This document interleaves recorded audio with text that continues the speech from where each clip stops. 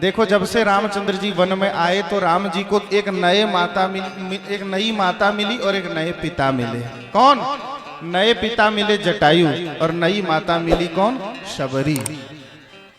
इसलिए संत जन कहते हैं कि ब्याह न कीन्हे सपने हूं पति दर्शन नहीं कीन और शबरी पुत्रवती भई प्रभु गोदी भरी दी। अरे शबरी जी ने कभी विवाह नहीं किया। हाँ, शबरी जी के विवाह की कथा बताऊं आपको। शबरी जी बिल्कुल युवती थी। शबरी जी युवती थी, उनके पिता ने उनका विवाह तय कर दिया। शबरी जी ने देखा कि बहुत सारे जानवर उनके पिता ने इकट्ठे करके रखे। पूछा शबरी जी ने, अरे मेरे पिताजी ये बताइए ये जानवर क्यों जमा किए आपने? बोले तुम्हारे विवाह में काट कर खिलाएंगे बारातियों को। शबरी जी ने कहा मेरे एक विवाह होने मात्र से इतने निर्दोष प्राणियों की हत्या की जाएगी, इसलिए मुझे विवाह करना ही नहीं है। रात में शबरी जी ने सारे जानवरों को मुक्त कर दिया और भागकर आ गई मतंग मुनि के आश्रम पर। मतंग मुनि के आश्रम पर रहकर शबरी जी राम जी की बाट जोहने लगी। देखो मतंग मुनि बड़े अद्भुत महात्मा हैं, शिष्य मंडली के साथ निवास करते हैं। लेकिन शबरी जी क्या करती हैं जानती हैं? शबरी जी कहती हैं कि देखो मैं तो बिल्कुल अपवित्र हूं, मुझे तो दूर ही रहना चाहिए इनसे, तो सेवा कैसे करूं? बोले एक काम करती हूं, जिस रास्ते से प्रातः काल उठकर गुरुदेव जाते हैं स्नान करने के लिए, उसी रास्ते को झाड़ पोंछ कर साफ कर दूं। तो नित्य झाड़ू लगाए, रास्ते को सजा दे, संवार कर रखे। 3 बजे भोर उठकर जब मतंग मुनि शिष्यों के सहित जाएं स्नान करने के लिए, एक दिन देखा, 2 दिन देखा, अरे अनेक दिन जब बीत गए, बोले अरे कौन है ऐसा जो स्वयं तो नहीं दिखाई देता है लेकिन उसकी सेवा दिखाई देती है? ऐसा कौन है? सामने आओ। शबरी जी दूर से ही हाथ जोड़ लिया शबरी जी ने। मतंग मुनि ने कहा हे पुत्री मैं बहुत प्रसन्न हूं और मैं तुम्हें वरदान देता हूं, जिस प्रकार तुम यह रास्ते को सवार कर मुझे प्रसन्न कर तुमने किया है, इसी प्रकार रास्ते को संवारते रहना, इसी आश्रम पर रहना। मैं नहीं रहूंगा पर तुम रहोगी। एक दिन वो समय आएगा जब राजा रामचंद्र जी तुम्हारे यहां आएंगे। मैं तो वो दृश्य देख नहीं पाऊंगा, रहूंगा नहीं, लेकिन तुम्हें यह सौभाग्य प्राप्त होगा।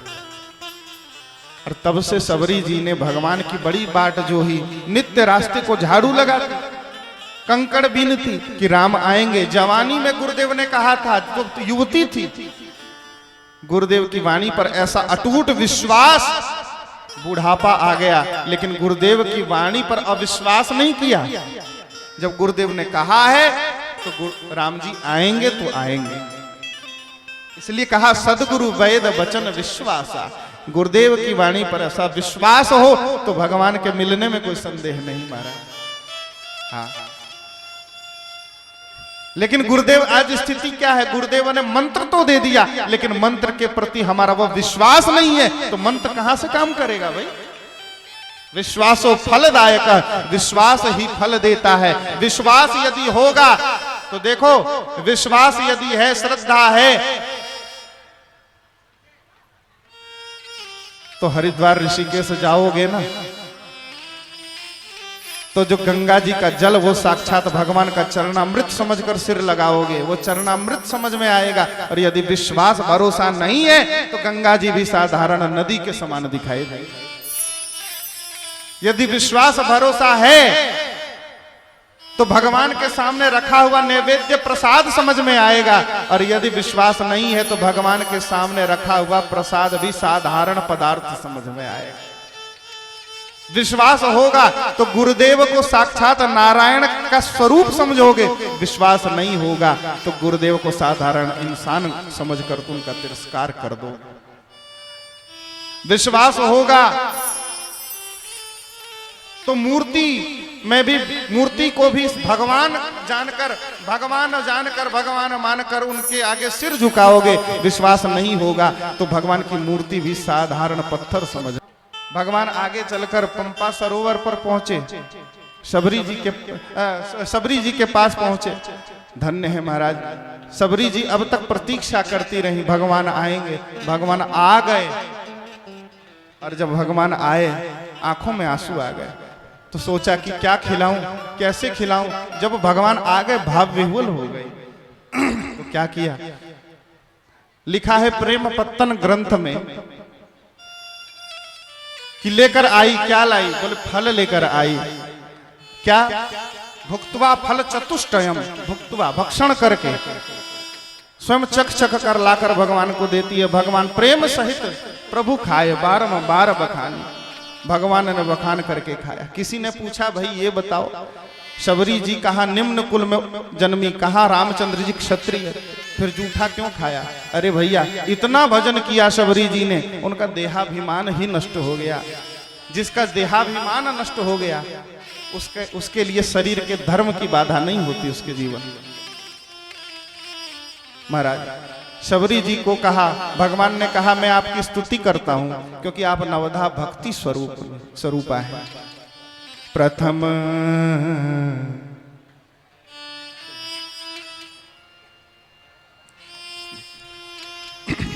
और भगवान ने स्तुति करते हुए कहा प्रथम भगति संतन कर संगा, प्रथम भगति संतन कर संगा। दूसरी रति मम कथा प्रसंगा, दूसर रति मम कथा प्रसंगा। प्रथम भगति संतन कर संगा, प्रथम भगति संतन कर संगा। प्रथम भगति संतन कर। नवधा भक्ति कही भगवान ने। रामायण में दो नवधा भक्तियों का वर्णन है। एक नवधा भक्ति श्रवणम कीर्तनम विष्णु, जो भागवत में प्रहलाद जी महाराज कहते हैं, और एक साध्य रूपा, एक साधन रूपा। और यहाँ सबरी जी के सामने जो भगवान ने कहा ये साध्य रूपा नवधा भक्ति का प्रवचन किया भगवान ने। और सबरी भगवान के चरणों में ही लीन हो गई। जाते जाते बता दिया कि जाइए आप कहाँ पर, सीधे सुग्रीव से जाकर भेंट कीजिए। और सुग्रीव के पास भगवान पहुंचे।